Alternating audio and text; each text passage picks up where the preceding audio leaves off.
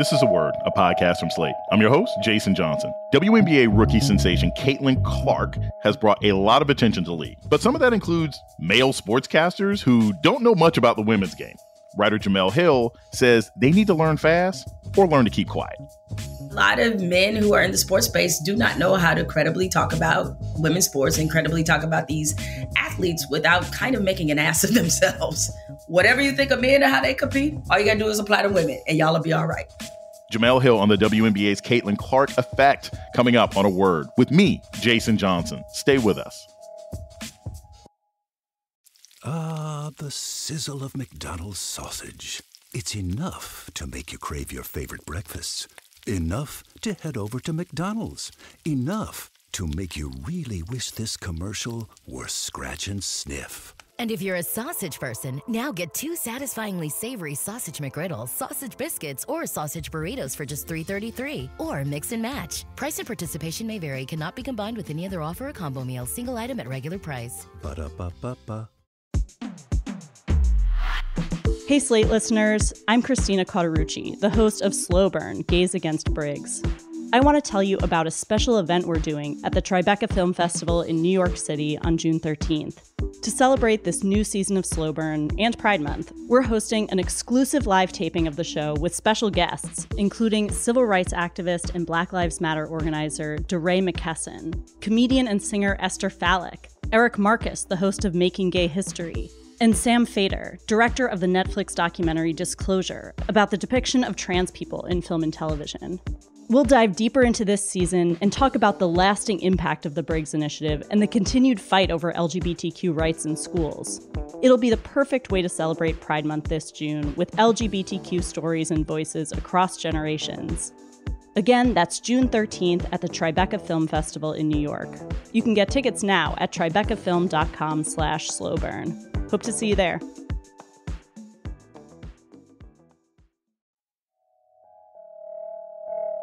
Welcome to A Word, a podcast about race and politics and everything else. I'm your host, Jason Johnson. We may be entering a golden age of women's basketball. For the first time ever, this year's women's college championship game, where the South Carolina Gamecocks bested the Iowa Hawkeyes, beat the men's final in ratings. It was actually the highest rated basketball game, college or pro, since 2019, pre-pandemic. For many fans, the breakout stars from the NCAA have been game changers, especially Caitlin Clark, the Iowa star who now plays for the Indiana Fever. Clark's rise has coincided with a greater focus on women's basketball, better pay, and endorsement opportunities for players, and sports media paying a lot more attention to the women's game. But that's not all good.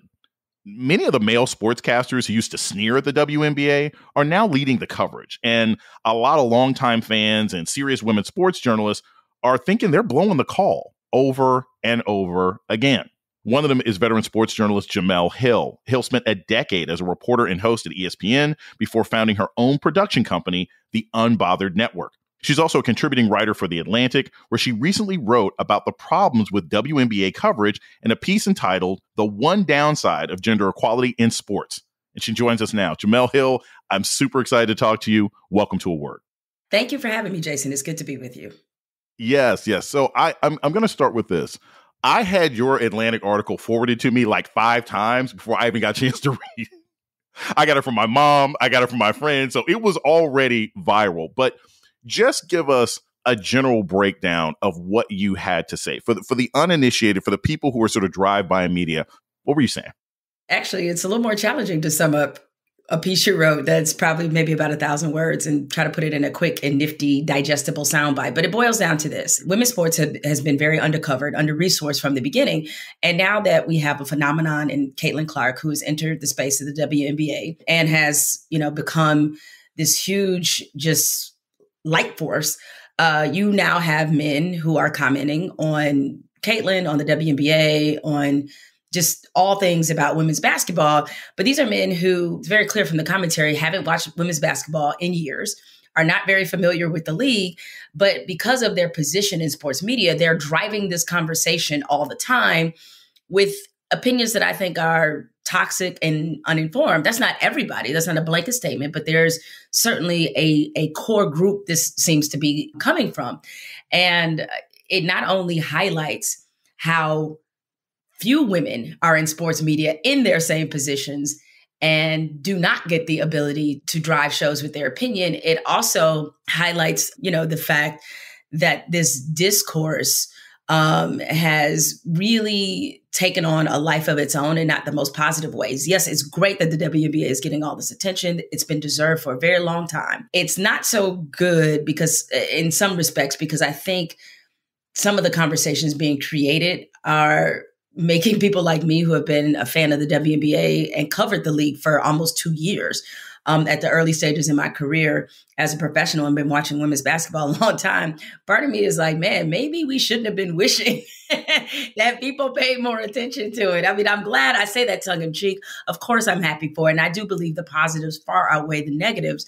But the negative is just so loud that it is sometimes a little bit frustrating. And especially because I personally know journalists, reporters, those who have been in this women's basketball space for a long time, and their opinions, their observations, the way they cover the league is being completely pushed down. And it should have risen to the forefront. Like, these are the actual experts. These are the people who've been providing analysis of this league for a long time. So anyway, the entire column was about pointing out how essentially a lot of men who are in the sports space do not know how to credibly talk about women's sports and credibly talk about these athletes without kind of making an ass of themselves.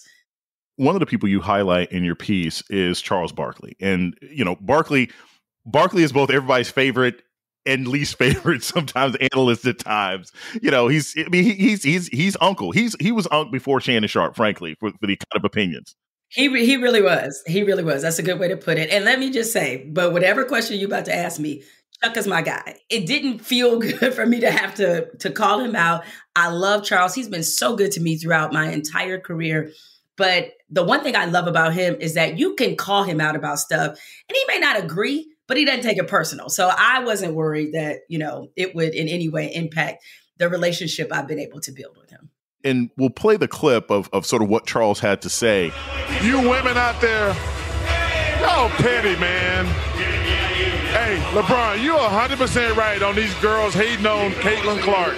Y'all petty, girls. I expect men to be petty because we're the most insecure group in the world. Oh, you are. Y'all should be thanking that girl for getting y'all ass private charters, all the money and visibility she bringing to the WNBA. Don't be petty like dudes. Listen, what she's accomplished, give her flowers. Here's the interesting thing, and I like the fact that you pointed out, hey, look, he'll learn, right? Charles is the first person to be like, all right, Kenny, blah, blah, blah. He's like, you got me right, this or that one. But his sort of argument that, that these women are hating on Caitlin Clark, talk a little bit about that, because one, it doesn't seem to be, in my view, connected to anything. I don't hear a lot of anonymously sourced articles where they're saying people dislike Caitlin Clark. To me, it sort of falls into this stereotype, well, the only motivation we can see for women is jealousy, as opposed to maybe they're just competitors. So that's what bothers me about it. And there's multiple layers within, why that's a triggering conversation, especially for women. The thing is, they don't really have any real evidence of this. They keep saying, oh, they can't stand Caitlin Clark and they're jealous. Based off what? Everything I read, the players publicly are very complimentary. In fact, in many cases, over complimentary, because they already know what the perception is that they can't stand this woman and why she got, and, they can't stand all the success and everything that she has gotten. Now, and I wrote this early on, and I wrote it from a positive standpoint. I'm like, the one thing that's so positive about Caitlin Clark being here in this space is that now we get to understand the inequity over time.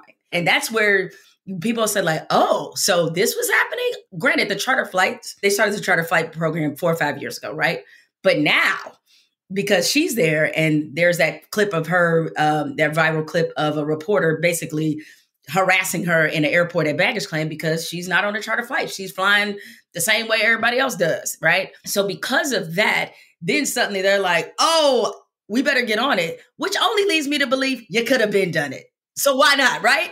So, I mean, it was the same issue with the NCAA a couple of years ago where Sedona Prince, where it went viral, her TikTok showing the difference between the men's weight rooms when they were in the bubble as we were under the lockdown portion of the pandemic and what the women's weight room looked like. They are on a like million upon millions of dollars of television deal, the NCAA women. They didn't give them poor equipment because they didn't have the money. They did it because they could. And so again, what forced them to say like, okay, I guess we got to do something was embarrassment.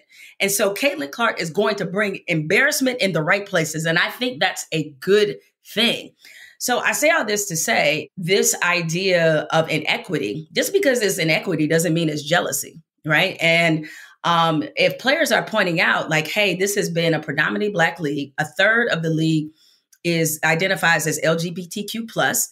For a lot of marketers and a lot of people, that's not appealing. And we just got to call it what it is, right? And now you have somebody who, in some cases, I think people would say is more mainstream. She's an incredible talent. She's playing a modern style. She's Steph Curry. She's white. She's straight. She's from Iowa. That is a marketing dream. Okay. There's nothing wrong with I mean, that's kind of what it is, right? And so that doesn't mean like, because I know how people like to take things out of context. I'm not saying she's only popular because she's white. What I'm saying is that it's a helpful boost in terms of marketability, because when they market, they're looking at who do you identify with? Who likes you? Who do you appeal to? That's just basic, right?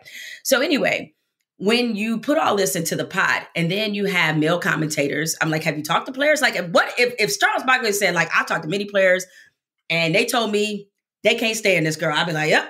Ain't nothing I can say, but they're not doing that. They're going in based off of perception. Like, oh, I know y'all hating because of this. Then the narrative becomes the reality. And it's like, but there's no basis for this at all. Asia Wilson pointing out that it's harder for Black girls and Black women in the WNBA to be marketing or to appeal from a wider marketability isn't hatred toward Caitlin Clark. She's just saying what it is, right? Okay. And so the other part too, because they don't understand the racial and gender dynamics, they don't get why using words like jealous, petty. Those words are trigger words when you're talking about a league where Black women are the face of it. Because let's be honest, if you think about the list of stereotypes about Black women, petty, jealous, aggressive, confrontational, and they keep playing all these hits all the time. All these men keep saying that. And I'm like, you know, you have to be more aware and cognizant to get the gender dynamics, and they don't get it, which is why I said they're putting out a lot of opinions without understanding those dynamics. And then they're surprised when other women that they talk to reject that so much, because we know what people think about Black women. That's why that Kennedy Carter foul that took place this week against Caitlin Clark that was upgraded to a flagrant foul, the reason that became such national news is because a Black woman did it, okay? Because I promise you, had Breanna Stewart did, I wouldn't call it a hard screen, but because she ran right into it. It wasn't like Breanna put the extra on it. And that happened earlier in the season. But like, if another white player did that, they wouldn't be running with this jealous, petty narrative. They're doing this specifically because of the tropes that are attached to Black women. And I'm not saying that Kennedy Carter was wrong. That was not a basketball play. And it should have been called a flagrant right in the game. So that's in a separate bucket. But the Chicago Tribune wouldn't be writing an editorial about Kennedy Carter. They basically said she committed assault. That kind of language wouldn't be used unless we're talking about a Black woman. And I wish that a lot of the commentators, include a lot of the Black men who are in this space, would understand those dynamics, because they certainly understand it when we're talking about Black men. And I need you to bring that same understanding when you're talking about Black women. We're going to take a short break. When we come back, more from Jemele Hill on Caitlin Clark and the WNBA. This is A Word with Jason Johnson. Stay tuned. Beyonce, Serena Williams, Martin Luther King Jr., Tracy Ellis Ross. We all know their names. We might even think we know their stories, but we can't fully understand their experiences and significance until we hear and tell their stories from a Black perspective. If you're interested in hearing more, NPR has a new collection of podcast episodes celebrating the Black experience. In NPR's Black Stories, Black Truths collection, you'll hear stories of joy and resilience, empowerment, and creating world-shifting things out of struggle. Every episode is a living account about what it means to be Black today, told from a unique Black perspective. Some stories might make you laugh, some might inspire you, while others might make you feel uncomfortable. Sometimes you might even feel all these emotions in the same 5-minute span. From Megan Thee Stallion to the Fresh Prince of Bel-Air, Michelle Obama to the women behind the Montgomery bus boycott, there's no limit to the range of NPR. Black perspectives haven't always been centered in the telling of America's story. Now they are the story. Listen now to Black Stories, Black Truths from NPR, wherever you get your podcasts. This is Jason Johnson, host of A Word, Slate's podcast about race and politics and everything else. I want to take a moment to welcome our new listeners. If you've discovered A Word and like what you hear, please subscribe, rate, and review wherever you listen to podcasts. And let us know what you think by writing us at aword@slate.com. Thank you. You're listening to A Word with Jason Johnson. Today, we're talking about the coverage of the WNBA with Jemele Hill. So I want to talk a little bit also about Angel Reese, who I think is the other part of this dynamic.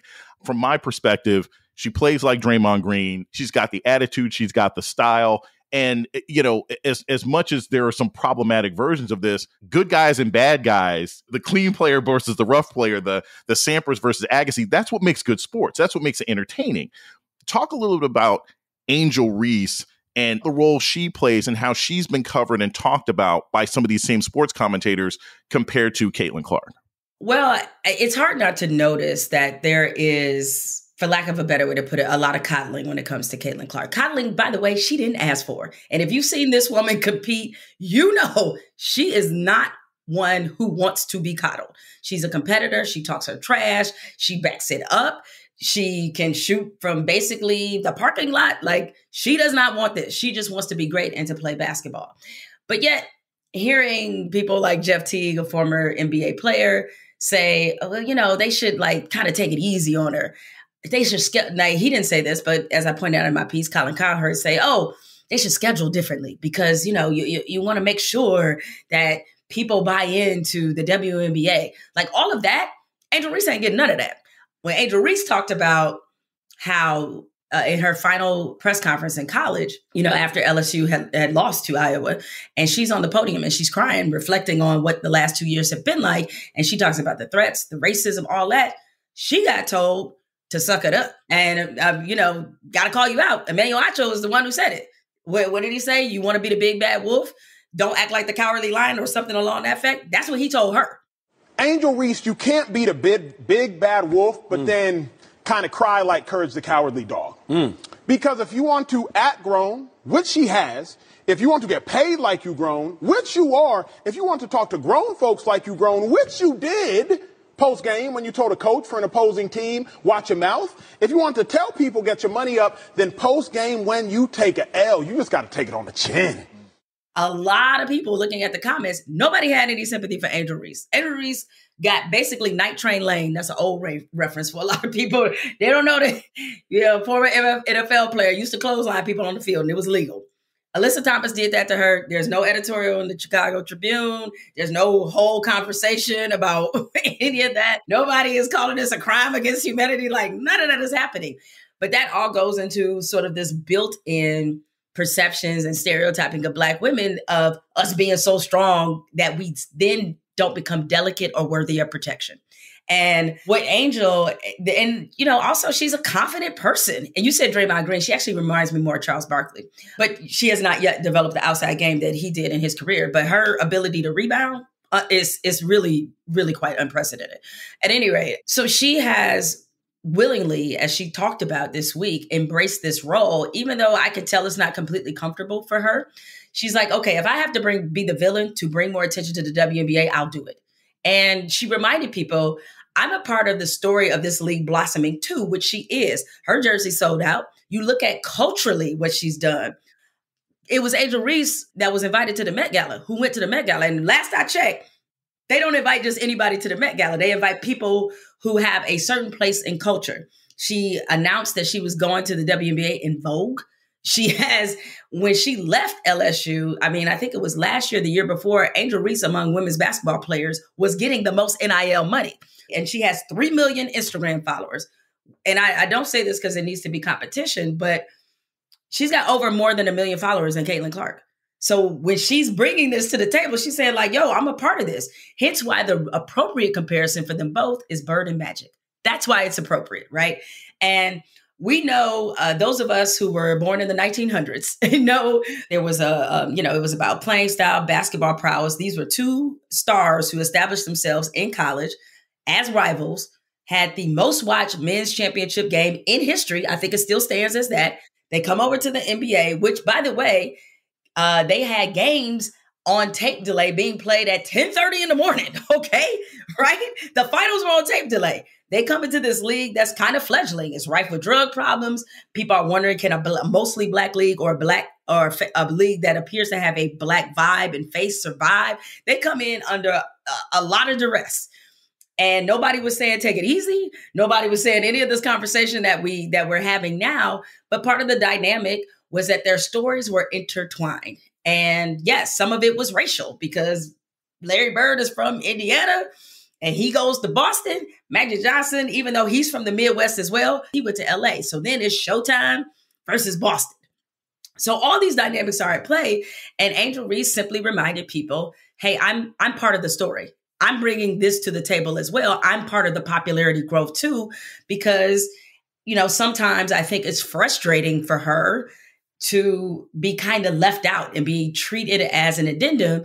And what people don't like is when women are assertive about what they feel they deserve. And so she tends to draw an entirely different level of criticism than other people do. And I'm sure it's hard for her to weather. But she honestly, when you look at her comments, even after she got clobbered by Alyssa Thomas, she's just like, I'm a rookie. They're not supposed to treat me with kid gloves. They're supposed to come out and beat me now and make me prove I deserve a spot in this league. So it's not just Caitlin Clark who's going through this. It's a lot of the rookies are going through this. And what we are also learning is that some fans, a lot of the men, have a way in their mind that women are supposed to compete, that they don't necessarily apply when they're watching men. But now they're learning like, oh, snap. It's the same? Yes, it's the same.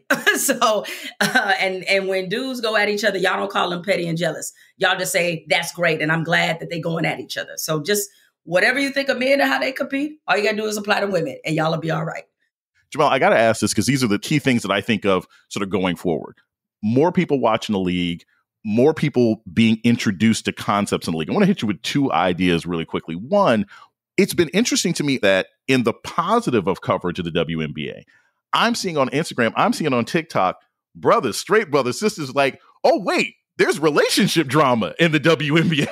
Like, in order to enjoy the sport, people are also being progressive and accepting that you have 30% of the league is LGBTQ+. Talk a little bit about that and how the introduction of these new dynamic rookies has caused the new fans to also appreciate different things about the league that I think might have been negative stereotypes even 18 months ago. I think that's an important piece. And like Cameron Brink recently did a Q&A with Uprocks, and she talked about how she wants to be a player who uses her privilege that she acknowledged that she has as being a very beautiful, straight white woman, and also showing people through her, like there's different kinds of beauty in the WNBA. Yes, she likes to dress more feminine. She was like, I have teammates that dress more masculine, and I think they should be appreciated as well. And I thought it was really elevated, smart, thoughtful comments by her. And this is a league that is very progressive when you look at politically what they've done. I mean, think about the Atlanta Dream and WNBA players as a whole and their influence on the Senate race in Georgia. Like that was all the WNBA getting Reverend Raphael Warnock, who was polling at like 9% before the WNBA got behind him and he won the seat.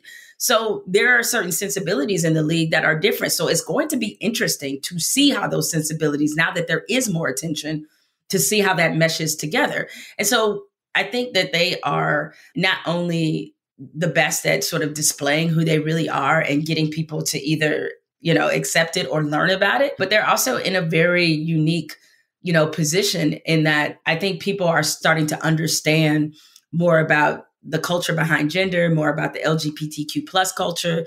And I think it's great. I mean, there's very few leagues that are as progressive as the WNBA appears to be. And the thing that we know about sports is a big reason why I write about the intersection between sports, race, gender, politics, and culture. Sports is the one thing that we do together. Maybe there are people who are watching who are not familiar with the LGBTQ plus community, but now they can become familiar. And now they can see like, oh, Breanna Stewart, she's a family woman, just like I'm a family woman or a family man or whatever, even though she's in a LGBTQ plus relationship. Like this is an opportunity for, I think, for them to see the humanity in some of the marginalized groups that, people tend to argue and shout about. It's different when your favorite player represents something that you might not in another space be totally comfortable with. When it's your favorite player or your favorite team, it's different, which is, to me, the power of sports, is getting people to see that humanity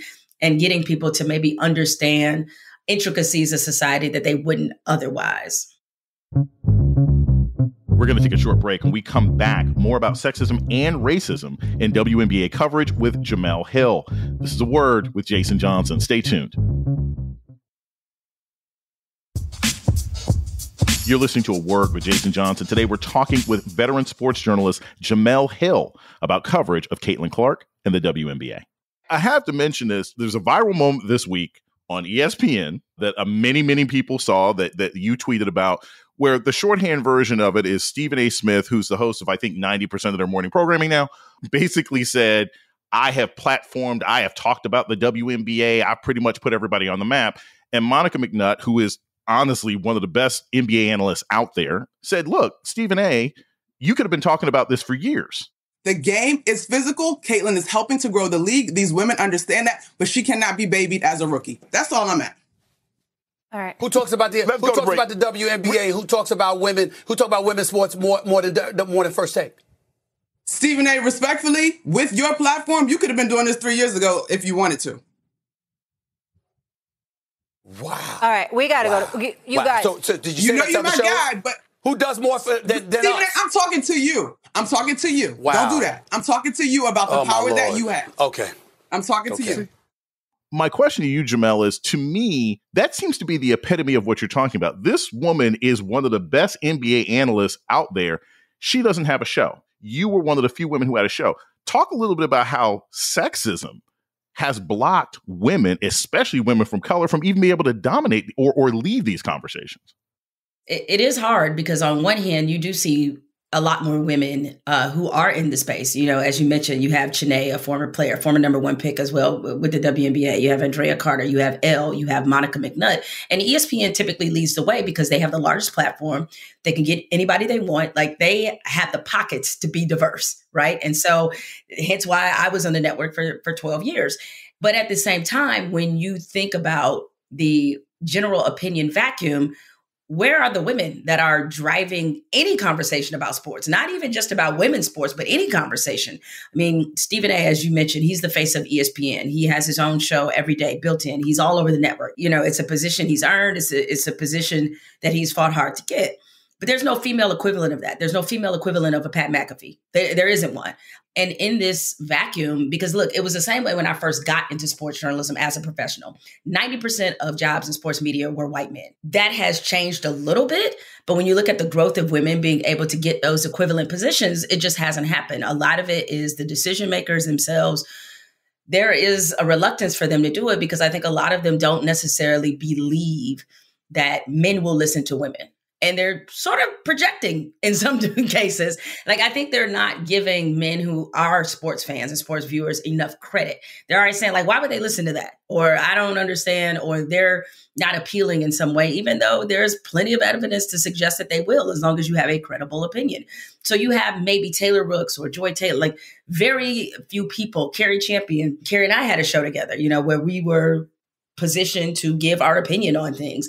But it's just not a lot of networks that actually do that. And that shows up when we're having conversations like this. And I hate to say it, but sometimes it always takes something cataclysmic for them to do it. I'm thinking back to even ESPN, even though there was Jackie McMullen and other women who have been giving their opinion on the network. But when you really started to see that show up in the opinion space was after Ray Rice. You know, that's when you saw maybe the elevation of Sarah Spain and Jane McManus and Kate Fagan. And suddenly they were like, oh, I guess we need women to talk about this. Though part of me is like, you realize just being a woman, that doesn't mean we have experience with domestic violence. Okay. So, right. But the whole point is that it gave them, I guess, permission to have women in a space driving shows with their opinion. So it's a little disappointing that you don't have more, you know, women, like you don't have a female equivalent of It Is What It Is with Cameron and Mace. You don't have that, right? And so I'm just wondering, at what point is sports media going to wake up and see that not only do men want to hear from other women in talking and discussing and dissecting sports, women want to see it too, and that there are women out there who can do this in a way that is just as credible and bring as much personality as the men do. But right now, it's pretty much their domain, and they're the ones shaping all the narratives about a league I'm not so sure that they understand. So I want to close with, usually I ask people at the end, we have a future question, whatever. I want to talk about predicting a legacy. I was an early WNBA watcher and kind of aged out of it because I love like Tina Thompson. She went to UVA. It was like, okay, I like the Houston Comets. I used to watch with a friend of mine who played basketball in Connecticut. And then I lost interest after a while. They didn't have a generation of people that I was engaged in. Now we have this new group. I'm paying attention. People want to go get tickets. Where do you see the impact of the sort of Caitlin Clark, Angel Reese rivalry in, let's say, 2 years, right? We got a good window. Do you think Caitlin's going to break through? Because they may not even make the playoffs this year. Where do you see this conversation in 2 years? Also, after we might have Juju coming out of USC and Paige Bucher coming out of UConn, who are another great pair of shooters. Where do you see this in about 2 years? So I think, and especially looking at Chicago and how they're building their team, having Teaspoon as a coach, she is one of the all-time great players in the WNBA, and her personality fits that team. What I do see is that, much like Magic and Bird, I think eventually we're going to see Angel and Caitlin compete for championships against each other. I think that's the dynamic moment that people are really looking for, and I think it's going to happen. Caitlin as a player, like, for as much as that gets discussed about all this other stuff, she was Rookie of the Month. I think she's going to progress. She's going to figure it out. She's doing it in real time. You could tell certain things are starting to click. This has been an abnormal season because the one thing that people forget is that the Olympics are coming and the WNBA stops. It's funny that all these people clearly had the perception that the WNBA wasn't good. And I'm like, who do you think was winning those gold medals? At the Olympic stage, it was the women in the WNBA, right? So they're going to take an Olympic break, which is why the schedule has been so truncated and why they're playing so many games, because they're trying to get in as many before the Olympic break happens. And I have a feeling that next season, we're going to see an even more determined Caitlin Clark, because I got to believe in the competitor that she is taking a lot of this personally. And she is eager to show people, this is what you paid for. This is why we have the number one pick. And look, I've said to people, look, I know the Fever don't look very good right now, but in a way that's kind of could be a blessing because they are probably going to get a top 3 pick next year, right? Which means that some of these great players that we're seeing in women's college basketball, another one could be added to their team, and imagine what they would look like then. So I think the future is bright for both of them. I think Angel, her game is going to continue to expand and develop. She's already been able to translate one of her top skills, which is offensive rebounding and rebounding as a whole. And so I just really feel like between these two, Cameron Brink, Rickea Jackson, Camila Cardoso, this rookie class in general, I believe it's going to be documentaries about this. It really will be. They're going to be the group that takes the WNBA to the next level. There have been inflection points throughout their nearly 30-year history. And here comes another one that's going to be major and would be the one that sort of permanently puts the WNBA in more of a mainstream space. Jemele Hill is a veteran sports commentator and a contributing writer for The Atlantic. Thank you so much. It was an absolute thrill to be able to talk sports with you. Thank you so much. And that's a word for this week. The show's email is aword@slate.com. This episode was produced by Kristie Taiwo-Makanjuola. Ben Richmond is Slate's Senior Director of Podcast Operations. Alicia Montgomery is the Vice President of Slate Audio. Our theme music was produced by Don Will.